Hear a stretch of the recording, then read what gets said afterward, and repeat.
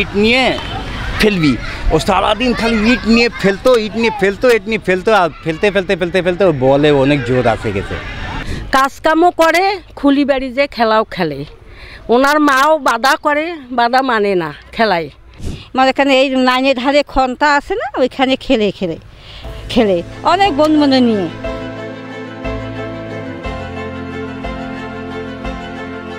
ঝোপঝাড়ে পড়ে থাকা এই মাঠে শুরু হয়েছিল এক মেয়ের স্বপ্নযাত্রা। নীলফামারীর এই ছোট্ট গ্রাম থেকে যিনি এখন বাংলাদেশের নারী ক্রিকেটের গর্ব, মারুফা আক্তার। একটা সময় যখন গ্রামের মেয়েদের ক্রিকেট খেলার কথা কেউ ভাবতো না, তখন এই বাড়িতেই এক কিশোরী স্বপ্ন দেখেছিল দেশের জার্সি গায়ে তোলার। শুরুটা হয়েছিল মাঠে ছেলেদের সঙ্গে বল হাতে। সেখানে বোধহয় ভাই দুটিকে নিয়ে মানে এখানে এই নাইনের ধারে খন্তা আছে না, ওইখানে খেলে খেলে খেলে অনেক বন্ধু বান্ধব নিয়ে। এইখানে মনে করি সময়টা বাজনা কেটে এই বল খাইতে কেটে। কাজকামও করে, খুলি বাড়ি যে খেলাও খেলে।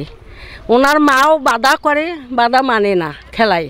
তারপর আমিও যাই, যে দেখি মারুফে খেলায়, মারুফে তুই এত সুন্দর খেলা খেলাইছিস, করে শিখুলো এলে খেলা। বলছে না নানি আমি ট্রেনিং দিয়েছি, প্র্যাকটিস করেছি।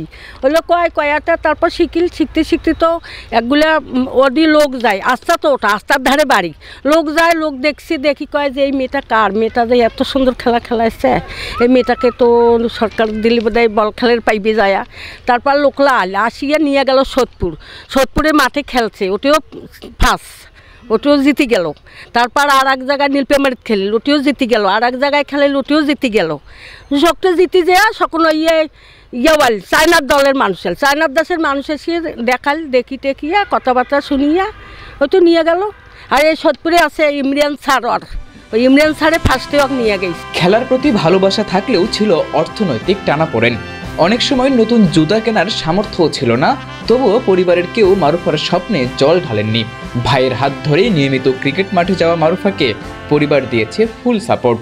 ওই এলের মাঠে ওখানে একটু নালা আছে, পরিষ্কার করছে, পরিষ্কার করিয়া ওইখানে একটু মানে আরও খাল খন্দক ছিল, ওগুলো আরও মাটি টাটি দিয়ে আরও লোক লাগিয়ে দিয়ে খাটাইছে, দিয়ে পরিষ্কার করি নিয়ে ওখানে ওই আর মামার বাড়ি ভাইগুলা আশেপাশে আমাদের ওই ভাতিজা টাতিজাগুলো আছে, এগুলাকে নিয়ে একটু মানে সেকেন্ড টাইম একটু আর ওই মানে ওনার সঙ্গে একটু ব্যাটও করে বলও করে।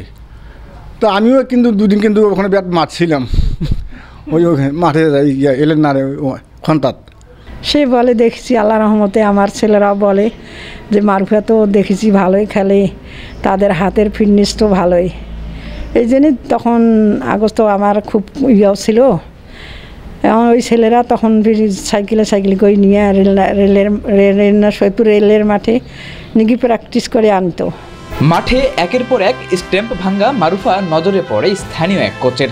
প্রথম দেখাতেই যিনি বুঝেছিলেন মারুফা 8-10 জনের মতো সাধারণ নয়, ওর মধ্যে আছে গড গিফটেড কিছু ট্যালেন্ট। তো যখন ও প্রথম বল করছে তখন সেদিনই আমি বুঝিয়ে গেলাম যে বাচ্চাটা জন্ম হয়েছে বাংলাদেশ টিমে খেলার জন্য।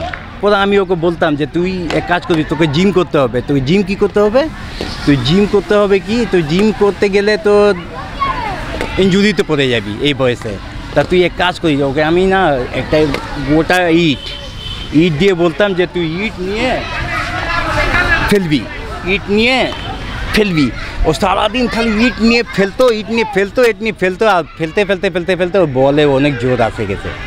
বাড়ির পাশের মাঠ থেকে কোচের হাত ধরে বিকেএসপিতে আসা, আর অল্প কিছুদিনের মধ্যেই জাতীয় দলে। স্বপ্নের এক যাত্রায় মারুফার সংগ্রামের গল্পটা যে কারো জন্যই অনুকরণীয়। সাদাতুর রাফি, ৭১।